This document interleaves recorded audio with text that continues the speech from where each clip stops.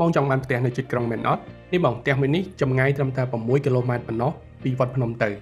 ដែលនៅតាមបណ្ដោយផ្លូវជាតិលេខ5ហើយយើងងាយស្រួលចេញចូលទៅខាង Eon សែនសុខជាសាលារៀនមន្ទីរពេទ្យដែលផ្ដល់នូវការរស់នៅមានភាពងាយស្រួលមែនទែនបងដែលទីតាំងនេះគឺស្ថិតនៅក្នុងបុរីលំជើងហាក់ឬសៃកែវបងចឹងបងដែលចាប់អារម្មណ៍អាចមកមើលឥឡូវនេះបងស្រីគាត់ត្រូវការលក់បញ្ចេញវិញក្នុងតម្លៃត្រឹមតែ$140,000ប៉ុណ្ណោះបងចឹងបងដែលមកមើលហើយបងចាប់អារម្មណ៍បងអាចកក់មុន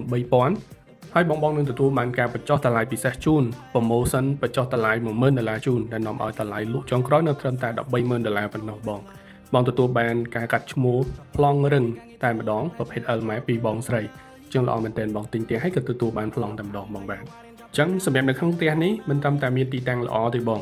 នៅក្នុងផ្ទះគឺមាន3បន្ទប់គេងនិង4បន្ទប់ទឹកមានកន្លែងទទួលភ្ញៀវមួយផ្ទះបាយមួយក៏ដូចជាមានសម្ភារៈមួយចំនួនហើយជាស្រាប់ដូចក្នុងរូបភាពវីដេអូនេះចឹងបងចឹងបងដែលចាប់អារម្មណ៍អាចមកមើលលើនេះហើយបើសិនជាបងទិញហើយបងដាក់ជួលវិញក៏បានដែរព្រោះផ្ទះនេះយើងអាចជួលបានក្នុងមួយខែ$350បងជា passive income ល្អមែនទែនទីតាំងជិតក្រុងចង់រស់នៅក៏បានចង់ដាក់ជួលត្រឡប់វិញក៏មានភាពងាយស្រួលដែរចឹងដើម្បីកុំឲ្យឱកាសនេះកន្លងផុតបងអាចមកមើលឆាប់ហើយទទួលបានការបញ្ចុះតម្លៃពិសេសបើសិនជាបងពេញចិត្តហើយកក់ដូចបងបានជម្រាបបងចឹងអរគុណច្រើនបងទាំងគ្នា